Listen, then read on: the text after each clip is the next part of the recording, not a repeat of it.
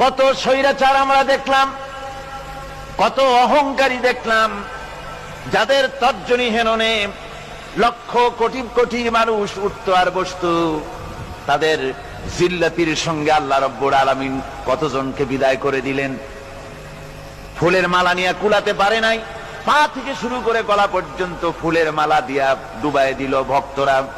আবার আল্লাহ রব্বুল আলামিন এমন শাস্তি দিলেন, ফুলের মালার পরিবর্তে জুতার মালা নিয়ে জেলের মধ্যে ঢুকাইয়া দিলেন। ঠিক কিনা গণ? অহংকারী আর স্বৈরাচার যারা হয়, আল্লাহ পাক এভাবে তাদের দৃষ্টান্ত দেখিয়ে দেন। আমরা কত দেখলাম, 9 বছরের রাজা, 10 বছরের সাজা।